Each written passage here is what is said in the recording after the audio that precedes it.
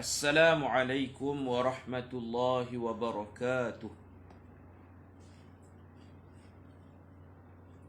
Alhamdulillahi rabbil alamin. Wassalatu wassalamu ala ashrafil anbiya'i wal mursalin wa ala alihi wa sahbihi ajma'in. Rabbi shrah li sadri wa yassir li amri wahlul 'uqdatam min lisani yafqahu qawli.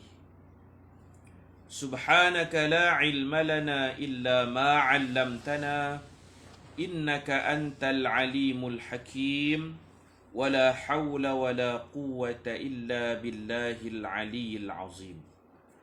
Allahumma anta rabbi la ilaha illa anta khalaqtani wa ana 'abduka wa ana 'ala 'ahdika wa wa'dika mastata'tu a'udzu bika min syarri ma sana'tu abu'u laka bi ni'matika 'alayya wa abu'u bi dhanbi faghfir li fa innahu la yaghfiru adh-dhunuba illa anta. Alhamdulillah, muslimin muslimat yang saya kasih sekalian, alhamdulillah petang ni dapat kita sambung seperti biasa kuliah kita.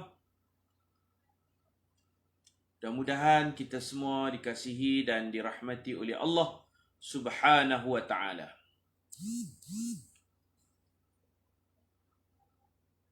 Okey, tadi tak ada suara nah. Alhamdulillah, suara dapat dengar dengan jelas. Kita sambung muka surat 87, hadis ke-23.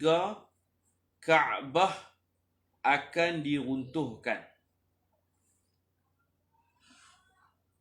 An Aisyah radhiyallahu anha qala an-nabiy sallallahu alaihi wasallam yaghzu jayshun al-Ka'bah hatta idza kanu bi bayda'a min al-ard yukhsafu bi awwalihim wa akhirihim thumma yub'athuna ala niyatihim, rawahu al-Bukhari. Artinya daripada Aisyah radhiyallahu anha, Rasulullah sallallahu alaihi wasallam bersabda, ada satu pasukan tentera yang hendak meruntuhkan Kaabah. Sehingga apabila mereka sampai di tempat bernama Baida, ditenggelamkan orang awal dan akhir mereka. Maksudnya kesemua mereka ditenggelamkan ke dalam bumi. Kemudian kesemua mereka akan dibangkitkan mengikut niat masing-masing. An Abi Hurairah radhiyallahu anhu qala qala Rasulullah sallallahu alaihi wasallam yukharribul Ka'bata zuswaiqatain min al-Habsyah, rawahu al-Bukhari. Artinya daripada Abu Hurairah radhiyallahu anhu, Rasulullah sallallahu alaihi wasallam bersabda, Kaabah akan diruntuhkan oleh orang Habsyah yang mempunyai betis yang kecil. An Ibni Abbas radhiyallahu anhuma, an Nabi sallallahu alaihi wasallam qala, ka'anni bihi aswada afhaja yaqla'uha hajaran hajaran, rawahu al-Bukhari. Artinya daripada Ibnu Abbas radhiyallahu anhuma, daripada Nabi sallallahu alaihi wasallam bersabda, seakan-akan aku sedang melihat orang kulit hitam, orang Afrika, yang dua betisnya berjauhan sedang meruntuhkan Kaabah dengan membuang satu batu demi satu batu. Keterangan usaha meruntuhkan Kaabah pernah berlaku sebelum kelahiran Nabi sallallahu alaihi wasallam, yang diketuai oleh seorang raja yang jahat bernama Abraha al-Ashram. Ini diceritakan oleh Allah dalam surah Al-Fil. Surah Al-Fil, peristiwa sebelum Nabi kita dilahirkan. Sehingga tahun itu dikenali dengan nama panggilan, tahun kelahiran Nabi dipanggil dengan nama Amul Fil, tahun gajah. Tahun gajah. Mereka datang daripada Yaman. Diketuai oleh Abrahah.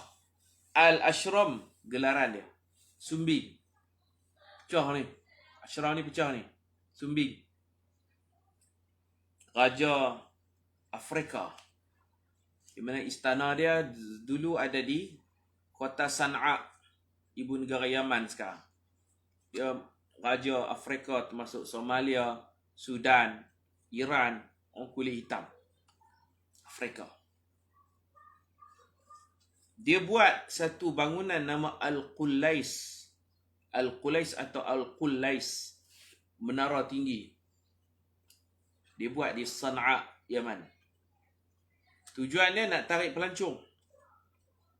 Orang-orang Arab, setiap tahun mereka akan pergi buat haji di Mekah. Walaupun zaman jahiliah, mereka pergi buat haji juga. Tapi tawaf telanjang apa semualah. Jadi dia tengok orang berpusu-pusu ke Mekah, dia nak tarik orang mai ke Yaman. Maka dia bina satu bangunan Al-Qullais yang tinggi. Al-Qullais tu dia ambil daripada perkataan Qalinswah. Ni, kopiah yang saya pakai ni nama Qalinswah. Kopiah. Makna menara kopiah. Menara songkok. Al-Qullais, songkok. Menara songkok. Imam Al-Qustulani dalam kitab Mawahibul Laduniyah. Mawahibul Laduniyah.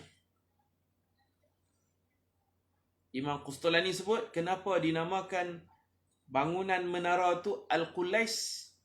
Kerana songkok, kopiah. Apa munasabahnya? Terlalu tinggi.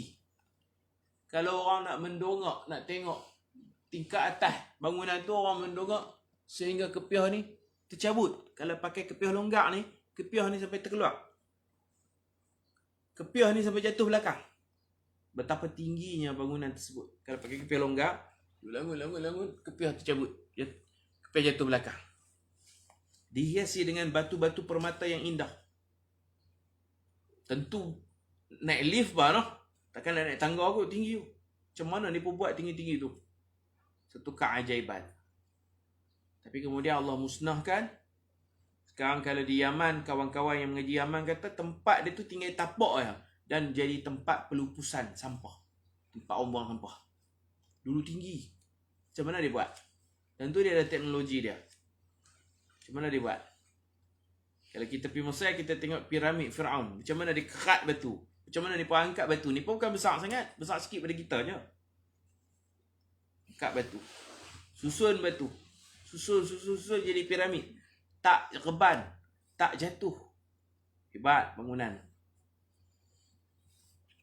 Jadi dia buat punya cantik, punya besar, punya tinggi. Tapi orang tak pi juga ke Yaman. Orang duk pi Mekah juga. Pi buat haji di Kaabah. Digeram. Marah. Dia bertambah marah apabila ada orang Arab yang nakal singgah di Al-Qullais, buang air besar. Buang air kecil. Orang-orang Arab ni pi buang air di situ pula. Dia buat untuk tarik pelancong. Akhirnya jadi tandai awam. Jadi busuk. Harim. Tambah marah. Dia marah, dia bawa gajah. Kan Afrika ada gajah. Orang Arab Mekah Madinah ni tak bisa tengok gajah. Takutlah. Mai dengan gajah-gajah. Dia pun mai ikut mana? Mai ikut Jeddah. Jeddah ada pelabuhan, ada kapal. Sampai sekarang ada. Macam kita Port Kelang lah. Jadi dia daripada Afrika naik feri, naik kapal besar, naik sekali gajah-gajah. Gajah tu akan mai ikut Jeddah. Itulah laluan mereka. Tujuan nak pergi runtuh Kaabah. Bila Kaabah runtuh, orang akan mai buat haji tempat dia. Dia ingat macam tu. Diceritakan detail dalam Al-Quran. Akhirnya dia dimusnahkan. Allah Ta'ala hantar. Arsala alaihim tayran ababil. Allah menghantar burung berkumpulan. Sekawan burung. Dia mai ramai-ramai burung tu. Mai satu grup. Dipanggil ababil. Burung sekumpulan.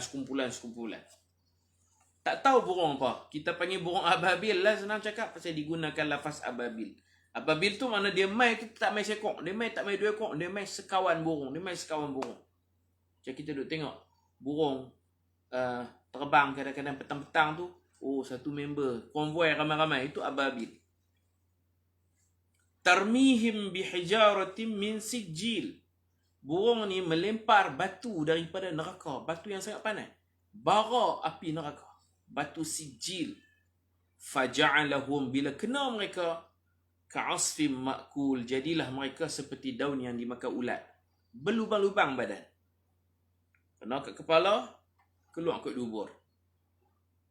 Kalau kena tengah belakang, tembus depan. Berlubang. Panasnya batu tu. Dan batu tu dia ada nama. Peluru berpandu, tak boleh lari. Kena tuannya. Allah Ta'ala hantar. Burung, setiap burung, kata Imam Al-Qustulani dalam kitab Mawahibul Ladunniyah, setiap burung bawa 3 ketir batu. Satu di paruh, digigit. Paruh mulut. Satu lagi, kaki kanan, cengkap. Satu lagi, kaki kiri, cengkap. Burung pun tak besar sangat. Sebab batu yang dia bawa, dia cengkam ni, mislul adas wal humus. Besar kacang parpu atau kacang kuda. Satu-satu je batu. Kecil lah. Kacang kuda besar mana? Kecil je. Bawa. Di kaki kanan, kaki kiri dan di mulut. Terbang. 3 biji. Tarmihim, lempak. Kena ni apa? Faja'alahum ka'asfim ma'kul. Berlubang-lubang. Di manakah tempat tentera bergajah ni kena batu? Di Mekah ada satu tempat nama Wadi Muhassir. Wadi Muhassir. Batu tu kena berlubang. Batu tu cukup panas. Kecil lah. Kena berlubang. Wadi Muhassir. Dekat dengan Mina. Arafah nak ke Muzdalifah, nak ke Mina kan. Kawasan situ. Kalau kita pergi umrah, pergi haji, kita akan lalui kawasan yang namanya Wadi Muhassir. Tanya driver bas. Saya pun tak tahu, tanya driver bas. Jadi Nabi Muhammad SAW bergerak daripada Arafah ke Muzdalifah. Muzdalifah nak pergi ke Mina, lalu dekat Wadi Muhassir, Rasulullah mempercepatkan perjalanan. Nabi bagi laju unta Nabi itu bergerak. Sebelum tu Nabi melarang orang kalau nak naik jangan laju, jangan gopoh. Tapi di situ Nabi kita laju. Sahabat pun tanya Nabi, pasal apa? Nabi kata cepat, laju. Kerana Nabi kata kawasan ini dulu pernah turun azab, turun batu. Aamintum man fis sama' ay yursila alaikum hasiba. Adakah kamu merasa aman? Malaikat yang di langit boleh menghujankan kamu dengan hasiba, batu-batu azab. Am amintum man fis sama'i ay yursila. Am amintum ay yakhsifa bikumul ard. Amintum ay yakhsifa bikumul ard. Adakah kamu rasa aman, boleh buat maksiat suka hati, bumi boleh menelan kamu? Am amintum, ataupun kamu rasa aman, ay yursila alaikum hasiba. Allah boleh menghantar batu-batu azab daripada langit. Jadi jangan kita rasa aman, azab boleh turun dari atas, azab boleh berlaku di bawah. Bumi boleh menenggelamkan, seperti yang kita baca nanti, bumi menenggelamkan kumpulan yang merancang untuk bunuh, untuk meruntuhkan Kaabah. Dia ditelan bumi. Kalau Abraha dihujani dengan batu, mereka mati. Mati banyak, kemudian turun hujan lebat, banjir kawasan itu selama sebulan, hujan tak berhenti.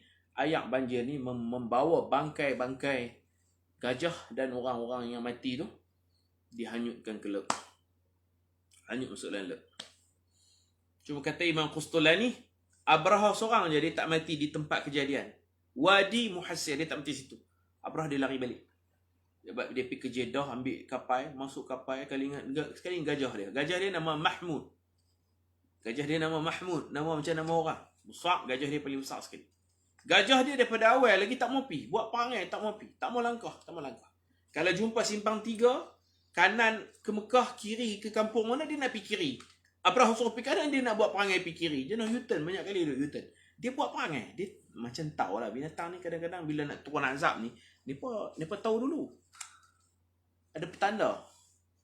Kan dulu macam nak jadi tsunami dulu, ikan-ikan lompat dulu atas pantai. Kita tak tahu, orang kampung tak tahu, ikan banyak, ikan temenung apa banyak kat pantai, pergi kutip. Oh, tak payah tangkap dah, dia lompat sendiri, kutip makan. Bukan seronok pergi ke pantai kutip ikan. Rupanya ada petanda yang mereka cuba nak bagi tahu kat kita bahawasanya akan berlaku sesuatu di alam ini. Pernah habaq, nak cakap tak boleh. Bahasa isyarat. Jadi begitu. Tuan dan perempuan yang saya muliakan, Abraha ni dia balik ke kota Sana'a, Yaman. Dia lari. Dia ingat dia selamat dah. Tapi rupanya burung ni duduk ligan dia. Burung ni bagi batu kena dekat dia. Dia tak mati hari tu terus. Dia diseksa dulu oleh Allah Subhanahu Wa Taala. Kena batu berlubang badan dia, berlubang-lubang. Tak mati. Imam Qustulani sebut usiba bitasaquti a'dha'ih. Dia ditimpa penyakit bitasaquti a'dha'ih, satu demi satu anggota badan dia gugur, jatuh. Hidung dia jatuh, telinga jatuh, jari terkeluar macam kusta. Akhirnya perut dia membengkak dan pecah perut dan dia mati dalam keadaan yang sangat menakutkan. Itu balasan orang yang nak meruntuhkan Kaabah. Orang Arab tak pertahankan Kaabah, mereka lari menyembunyikan diri di belakang-belakang bukit.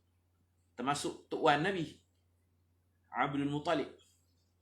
Dia pun kata, kita nak lawan macam mana ni pun naik gajah. Kena libas dengan gajah, teruk je lah. Dia pun lari selamatkan diri. Biarlah Kaabah itu ada Tuhan, ada Tuan yang akan menjaganya. Kata Abdul Muttalib, aku tuan unta. Aku akan minta balik unta yang mereka curi. Sebelum mereka nak unta Kaabah, mereka mencuri dulu unta orang Arab. Antaranya unta Tok Wan Nabi 200 ekor. 200 ekor unta Tok Wan Nabi punya, Abdul Muttalib. Mereka kejam. Colek. Curi. Bila ada peluang, Tok Wan Nabi pergi menghadap. Disebut oleh Imam Qustulani, Abraha ni dia ada bawa kerusi cantik dia bawa.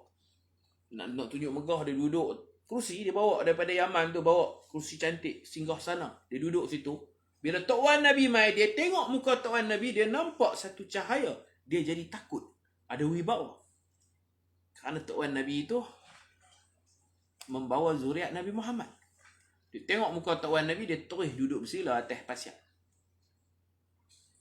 Tak duduk atas. Tok Wan Nabi pun duduk bawah, dia pun duduk bawah. Macam dia hormat Tok Wan Nabi. Dia takut kat Tok Wan Nabi. Kemudian dia bagi tahu dengan angkuh, kami mai nak untuk Kaabah. Apa kamu nak kata? Tok Wan Nabi kata, saya nak kata satu je. Kamu mai nak untuk Kaabah. Kenapa kamu curi unta-unta kami? Unta aku pun kamu curi, 200 ekor. Bagi balik unta. Dia kata, tak, saya nak untuk Kaabah. Kotlah nak merayu ke, nak buat permintaan apa-apa ke. Tok Wan Nabi kata, aku tak mau cakap bab Kaabah. Aku nak unta aku balik. Bagi unta aku. Kemudian dia pun heran. Apa punya pemimpin ni, dia fikir unta ya, ni Kaabah nak kena runtuh tu. Kata kat Tok Wan Nabi kata, ana rabbul ibil. Aku tuan unta. Aku bertanggungjawab terhadap unta aku. Wa inna li hadzal bait rabban sayahmi. Adapun Baitullah, dia ada tuannya, Tuhan yang akan mengawal dan menjaga keselamatannya. Aku jaga unta pasal aku tuan unta. Kaabah dia ada tuannya, biar tuan dia jaga. Dia bagi balik. Dari satu sudut kita boleh tengok Tok Wan Nabi ni miskin ke kaya? 200 ekor unta. Seekor unta katalah 6,000 harga sekarang, 6,000 kali 200. Berapa ribu? 600 kali 200 ekor unta. 600 pun 6,000. 6,000 kali 2, 18,000. 180,000. Betul tak? Kata betul. Tok Wan Nabi, tuan unta yang sangat banyak. Pak penakan Nabi Abu Lahab, hari Nabi lahir, menyembelih 100 ekor unta. Maulid, hari kelahiran Nabi, 100 ekor unta. Tercatat dalam kitab sirah. Abu Lahab, nama dia Abdul Uzza. Dia buat kenduri, jamu orang makan 100 ekor unta. Tu Pak menekan. Tok Wan 200 ekor unta. Tok Wan 200 ekor unta. Pak menekan 100 ekor unta. Tok Nabi pernah pakcik Nabi nama Al-Abbas. Sayyiduna Al-Abbas waktu kecil hilang. Pergi main dengan kawan-kawan, tak balik. Hilang mana tak tahu. Kawan balik rumah, dia tak balik. Cari banyak hari, tak jumpa mana pi Al-Abbas. Tok Nabi, saya tak ingat nama pasal Abdul Muttalib ada banyak isteri. Tok Nabi, tok ni grandmother lah, grandmother. Tok Nabi bernazar, kalau ku jumpa balik Abbas ni, kalau ku jumpa balik, aku nak buatlah kelambu Kaabah. Dulu Kaabah batu dogoi aku tu je, tak ada selimut. Tak ada kiswah kelambu, tak ada. Tak ada. Kalau dapat balik, sihat walafiat, hidup, anakku yang ku sayangi, Al-Abbas ni hilang mana ni, ya Allah, kalau jumpa aku nak buat kelambu di rumah kamu, Baitullah itu, nak buat kelambu. Dapat balik. Jumpa balik. Tok Nabi, orang pertama yang buat kiswah, gantung keliling Kaabah. Kelambu Kaabah. Dibuat di luar negara. Bukan di Mekah. Dia tempah di mana tu saya pun tak ingat dah. Saya baca berkaitan sirah lah. Tempah di luar. Kain sutra lembut. Sampai sekarang ni memang cantik lah kelambu Kaabah tu. Bukan ratus, bukan ribu, berjuta tu harga kelambu Kaabah tu, jutaan. Jutaan. Mana main duit Tok Nabi? Keluarga Nabi ni keluarga bangsawan. Ustaz Ana kata jutawan, betul? Bukan keluarga orang susah-susah. Bukan keluarga orang miskin. Kita duk faham keluarga Nabi miskin. Bukan miskin. Nabi anak yatim. Ayah Nabi meninggal. Meninggal pun ada bibi. Ayah Nabi mati, ada bibi. Mak Nabi, nama apa mak Nabi? Aminah. Yang duk jaga Nabi bukan Aminah sangat. Ada bibi Ummu Aiman, pengasuh Nabi. Ada ibu susu, ada hamba abdi, dan ada beberapa ekor unta. Nabi dapat harta pusaka daripada ayah Nabi. Bukan ayah Nabi mati tinggal buta tak. Ayah Nabi tinggal anak tunggal, tinggal ibu Aminah, tinggal pembantu rumah, hamba abdi, nama Ummu Aiman. Hadanah, tukang jaga Nabi, mengasuh Nabi. Sebab tu mak Nabi ni bukan jaga Nabi sangat. Nabi banyak duduk dengan Halimah Sa'diyah, dengan Suwaibah Al-Aslamiyah. Kira orang berada, orang senang. Bukan orang susah, orang senang. Tapi bila Nabi dah jadi Rasul, Nabi korbankan segala kekayaan keluarga ini. Segala apa yang ada ni untuk Islam, sehingga Nabi akhirnya ikat perut dengan batu. Ikat perut dengan batu. Anak orang kaya. Keluarga kaya. Sallallahu alaihi wasallam. Tu bila Abu Jahal pernah kata kat Nabi, kamu berdakwah aja orang masuk Islam. Kamu nak apa? Kalau kamu nak harta, kami boleh bagi harta kepada kamu. Abu Jahal ni memang jahil sungguh dia. Kalau Nabi nak harta, Nabi memang keluarga berharta. Dia boleh kata kat Nabi, kamu nak harta, kami bagi harta. Kamu nak perempuan cantik, kami bagi perempuan cantik. Nabi dah ada perempuan cantik. Khadijah itu secantik-cantik wanita. Nak harta, memang Nabi ni beranak. Orang Kedah kata beranak apa? Beranak dalam apa? Beras apa? Beranak apa? Tahu lagi? Beranak dalam beras ke apa? Maknanya beranak dalam keluarga senang dah. Daripada senang, kerana perjuangan Nabi sanggup susah. Bantu umat. Bantu orang miskin, orang susah. Gitu. Nak cerita apa ni? Kona pergi cerita kot tu pula dah. Nak cerita, dulu pernah ada usaha nak meruntuh Kaabah tapi tak berjaya. Abrahah, tentera dia mati dekat patah balik ke Sana'a, dia mati. Pecah perut. Gugur satu demi satu anggota badannya. Itu Tuan Nabi. Kaya 200 ekor unta. Jadi peristiwa yang besar, orang Arab dia fikir bila satu peristiwa yang besar tentu akan muncul orang besar. Peristiwa yang besar tentu akan ada kelahiran manusia yang besar, pemimpin besar. Itulah Nabi kita Muhammad sallallahu alaihi wasallam. Dulu tak ada tahun-tahun apa lagi, maka dipanggil tahun gajah. Zaman tu orang agama apa? Tak ada agama, jahiliah. Zaman jahiliah. Zaman jahiliah. Tak ada Nabi. Nabi Isa naik atas langit 500 tahun kosong. Tak ada Nabi. 500 tahun kosong. Dipanggil Ahlul Fatrah. Zaman kekosongan. Nabi Isa naik atas langit. 500 tahun manusia tak ada Nabi. Nabi kita lahir 500 apa? 514. 514 Masihi. 5 berapa? Kalau tak silap 514 Masihi. Jadi 500 tahun lebih manusia tiada nabi, tiada rasul. Baik, walaupun mereka ini tidak ada nabi, tidak ada rasul, tapi niat jahat untuk meruntuhkan Kaabah tu Allah balas, Allah tak biar. Allah bagi mati. Itu cerita Abrahah al-Ashram. Ashram tu sumbing. Ashram makna sumbing. Namun Allah menggagalkan rancangannya. Beliau dan tenteranya dibinasakan oleh Allah dengan dihujani batu-batu panas yang dibawa oleh sekumpulan burung ababil. Kemudian akan ada lagi usaha pihak lain untuk meruntuhkan Kaabah. Golongan ini juga akan dibinasakan oleh Allah. Bumi akan menelan mereka di satu tempat bernama Al-Baida. Baida ni sebelum Madinah. Ini tentera ni namanya tentera Sufyan. Tentera Sufyan. Dia mai daripada Syam dengan niat nak pergi runtuh Kaabah. Dia pun masuk kalau dari Syria ni, Jordan, masuk ke Madinah. Belum sampai Madinah, di kawasan tanah lapang yang Nabi panggil Baida, di mana kita pun tak tahu, tapi belum Madinah, dekat-dekat Madinah, bumi menelan mereka ini. Tentera Sufyan. Tentera Sufyan. Kalau tengok dalam kitab Kiamat Hampir Tiba yang ditulis oleh guru kita, ayahanda Syekh Ahmad Fahmi Zamzam Al-Banjari, Kiamat Hampir Tiba, diceritakanlah nama tentera ni Tentera Sufyan.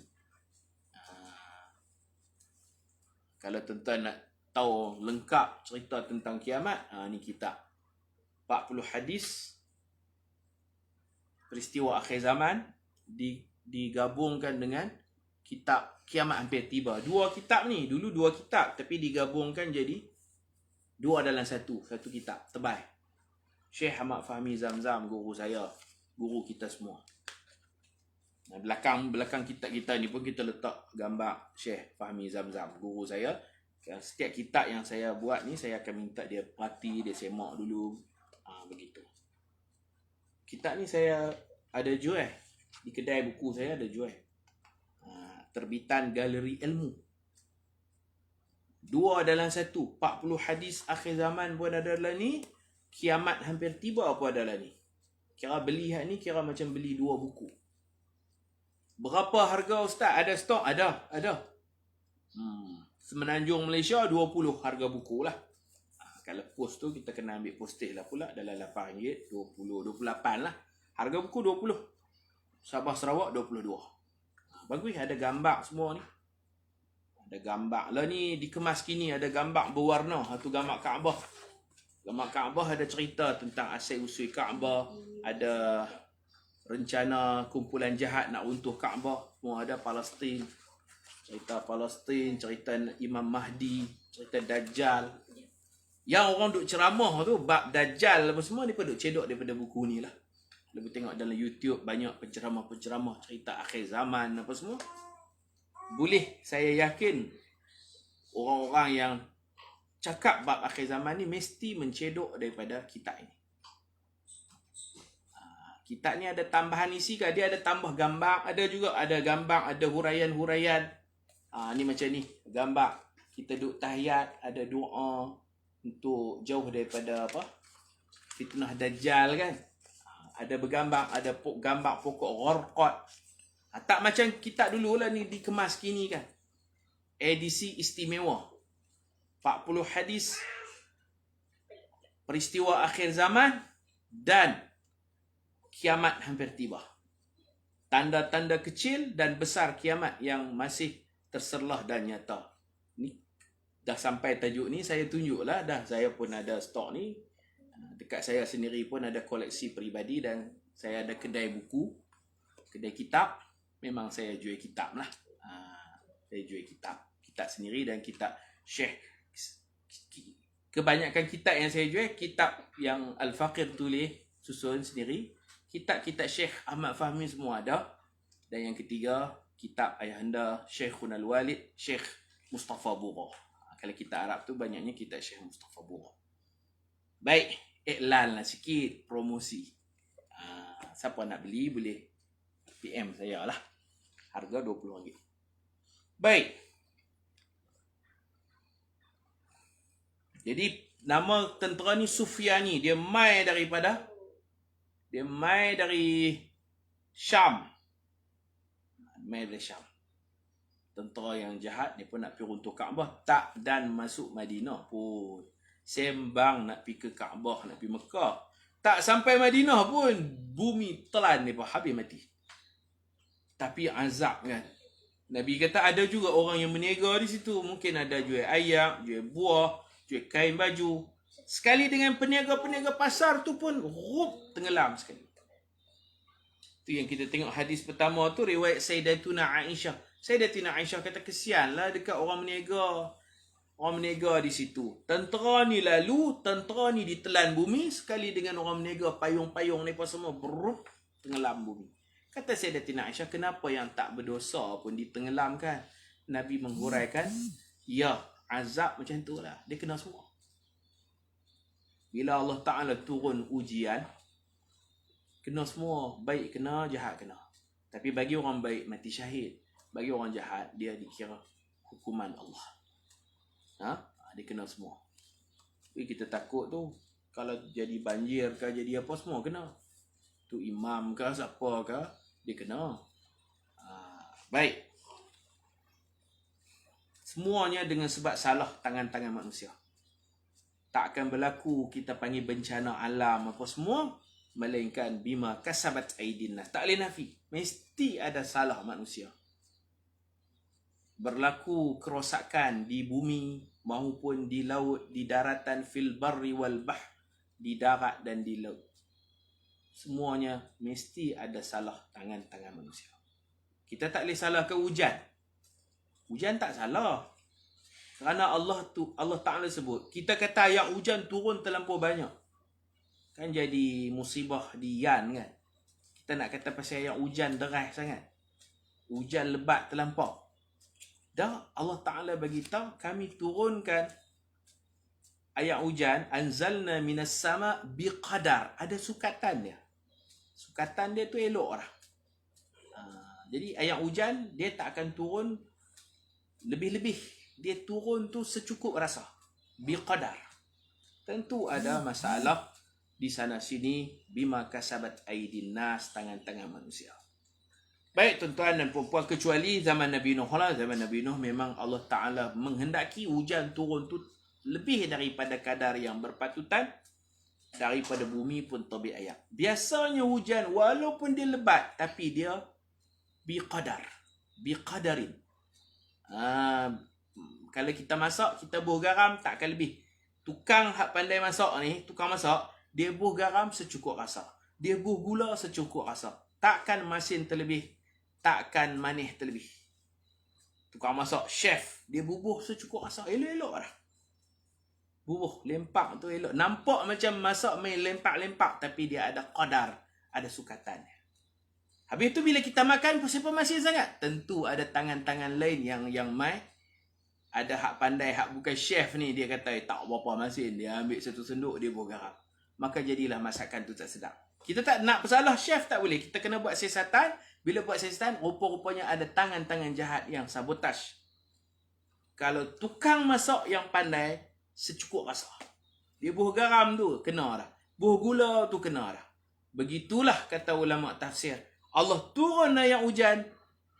Anzalna minas sama'i ma'an biqadarin. Kami turun air hujan mengikut keperluan bumi. Ada kadar dia. Bukan main turun, main hentamnya. Ada sukatan yang bersesuaian. Sesuai. Banyak ni sesuai untuk binatang. Banyak ni sesuai untuk bukit. Banyak ni sesuai untuk pokok. Memang sesuai. Kita mengaji, no? Ada satu subjek di Syria dulu. I'jazul ilmi. Mu'jizat. Kajian ilmiah tentang alam. Macam sains lah. Mengaji Quran kait dengan sains. Guru kami Profesor Dr. Muhammad Ratib Nablusi. Bila dia hurai tentang hujan. Pasal apa jadi banjir? Kadang-kadang pasal saliran tersumbat. Manusia juga. Kadang-kadang pasal saluran tersumbat. Ada di rumah-rumah taman kan. Banjir kilat pasal apa? Oh, sistem perbaritan yang bermasalah.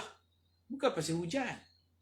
Hujan turun tu dia ada kadarnya, ada sukatan dan keperluannya. Begitu. Baik, kita sambung. Melainkan zaman Nabi Nuh itu pengecualian. Allah Ta'ala turun sebanyak-banyaknya kerana Allah nak menenggelamkan mereka. Apabila sudah hampirnya kiamat, akan ada lagi rancangan untuk meruntuhkan Kaabah dan mereka akan berjaya melakukannya. Ketika itu Allah tidak lagi menahan Kaabah dari tangan-tangan jahat mereka. Sifat mereka telah dijelaskan oleh Nabi SAW, iaitu dari golongan Habsyah. Orang sana juga. Abrahah pun orang kulit hitam, Afrika. Dekat-dekat nak kiamat nanti pun orang Afrika juga yang meruntuhkan Kaabah. Mereka yang berbetis kecil. Ada juga riwayat yang menyebut bahawa mereka ini berkepala botak dan memiliki telinga yang kecil. Peristiwa ini akan berlaku apabila maksiat berleluasa dan tidak ada lagi manusia yang menyebut nama Allah. Ia akan berlaku apabila manusia sudah tidak mahu bertawaf mengelilingi Kaabah. Akhir zaman lah. Orang tak mau baca Quran, orang tak mau pergi Mekah dah. Waktu ni tinggal orang kafir aja lah, tinggal orang kafir. Nabi kata berzina di tepi-tepi jalan seperti kaldai. Dah tak malu segan lah. Takkan ada lagi orang yang menyebut Allah, Allah, Allah. Tinggal orang kafir aja. Kalau sekarang orang untuk Kaabah, tentu kita marah. Zaman yang Nabi cakap ni, orang Afrika bukan kuat pun, dia tak guna bom lah, tak guna bom. Dia pun orang-orang cacat je, boleh lawan, sebab dia cacat. Betihnya kecil, ada riwayat betih itu luas, kaki pengkak, kaki apa? Tempang, kepala botak, telinga kecil, orang-orang kerdil yang cacat. Mereka buat kerja ni. Seperti mana Al-Quran juga akan diangkat ke langit apabila seluruh manusia sudah tidak mempedulikannya. Oleh itu, marilah kita membaca Al-Quran dan berdoa. Semoga Kaabah terus berada dalam jagaan Allah Subhanahu wa ta'ala. Allah berfirman di dalam surah Al-Ankabut ayat 67. A'udzu billahi minasy syaithanir rajim. Awalam yarau anna ja'alna haraman amina wa yatakhaffafu an-nasu min hawlihim afabil batil yu'minun wa bi ni'matillahi yakfurun. Maksudnya, tidakkah mereka perhatikan kami telah menjadikan tanah suci yang aman, padahal manusia di sekelilingnya saling merompak. Mengapa mereka masih percaya kepada kebatilan dan ingkar kepada nikmat Allah? Ini Allah Ta'ala menyebut tentang kemuliaan Baitullah. Orang merompak keliling, tapi dalam Masjidil Haram orang tak berani mencuri. Padahal manusia di sekelilingnya saling rompak. Tapi dalam Masjidil Haram aman, tak ada siapa merompak. Itu zaman dulu lah. Kalau zaman sekarang ada pencuri. Orang tengah tawaf, dia boleh seluk ambil duit. Jadi zaman Nabi Muhammad, orang berzina, tapi dalam masjid orang tak zina. Orang mencuri, dalam Masjidil Haram orang tak curi, orang hormat. Ini semua nikmat Allah kepada tanah suci Mekah yang disebut Baladan Aminah, tempat yang aman sejahtera. Wallahu a'lam bisawab. Wa sallallahu ala sayyidina Muhammad wa ala alihi wa sahbihi wa baraka wa sallam. Walhamdulillahi rabbil alamin. Subhanakallahumma wa bihamdika ashhadu an la ilaha illa anta astaghfiruka wa atubu ilaik. Bismillahirrahmanirrahim. Wal 'asr. Innal insana lafi khusr illa alladhina amanu wa 'amilus salihat wa tawasaw bil haqq wa tawasaw bis sabr. Assalamu alaikum warahmatullahi wabarakatuh.